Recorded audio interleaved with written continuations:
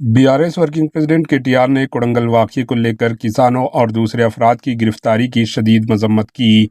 Media से बातचीत करते हुए केटीआर ने कहा कि जब रोम जल रहा था, नेरो बांसुरी बजा रहा था, उसी तरह कोडंगल में किसानों को गिरफ्तार किया जा रहा था। जब सीएम रेवंत रेड्डी नोटों के बंडल लेकर महाराष्ट्र असम्बली इलेक्शन में घूम रहे थे, केटीआर ने कहा, रेवंत रेड्डी के भाई फार्मासिटी के लिए अर्जी ना देने वाले किसानों की ज़मीनें छीन लेने की धमकी दे रहे हैं। केटीआर ने कहा, अगर किसान अपनी अर्जी ज़मीन नहीं देना चाहते हैं तो फिर क्यों उन्हें धमकाया जा रहा है और उनके साथ ज़बरदस्ती की जा रही है। किसानों के साथ दहशतगर्दों की तरह सलूक किया जा रहा है। केटीआर ने कहा, रेवंत रेड्डी हुकूमत के पास इंसानियत नाम की कोई चीज़ बाकी नहीं रही। Bureau report, HN news. ఎక్కడికి వస్తావరా? వచ్చి కూర్చో, రైతులకు చెప్పు, నీ ఆలోచన వల్ల జరుగుతున్న లాభం ఏందో చెప్పు. ఇవాళ మా అందరికీ వచ్చిన అవగాహన, ప్రజలకు వచ్చిన అవగాహన ఒకటే.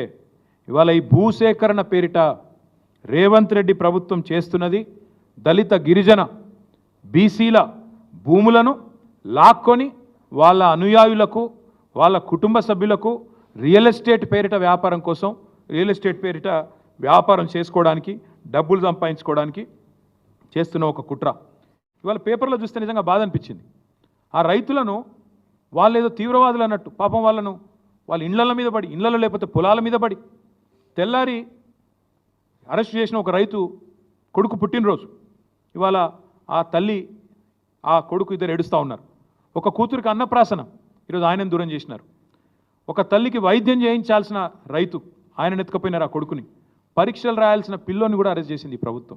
అందుకే నేను అంటా ఉన్నా, ఇది మానవత్వం మరిచిన ప్రభుత్వం, మట్టి మనుషుల మీద క్రూరత్వాన్ని చూస్తున్న వికృత ఒక ప్రభుత్వం ఈ ప్రభుత్వం.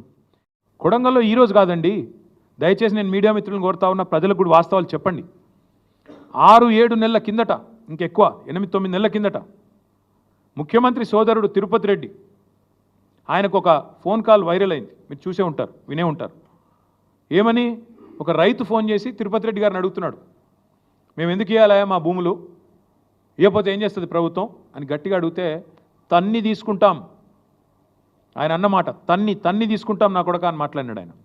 ఉంది, వైరల్ ఉంది, ఆ వీడియో ఆడియో తీయండి, తప్పకుండా వినండి. అంటే ఇది 6-7-8 నెలల నుంచి నడుస్తున్న కథ, రగులుతోంది కొడంగల్. మధ్యలో రైతులు ఒక్కసారి కాదు, అన్ని పార్టీల దగ్గర పోయినారు. మా కాడికి కూడా వచ్చినారు, ఇక్కడనే నా దగ్గర కూడా వచ్చి నన్ను కూడా కలిశారు.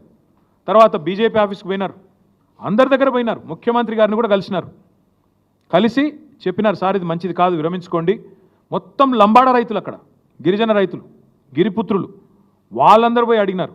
అడిగితే పట్టించుకోకుండా ఏకపక్షంగా మేమేదో రారాజులం, చక్రవర్తులం, కొడంగల్ ఏదో మా సామ్రాజ్యం, మేము ఏదనుకుంటే అది జరగాల అనే పద్ధతుల్లో ఇవ్వాల మీరు తీసుకున్న అనాలోచిత పిచ్చి నిర్ణయం వల్లనే कोडंगल रगुलुतुन्नदी।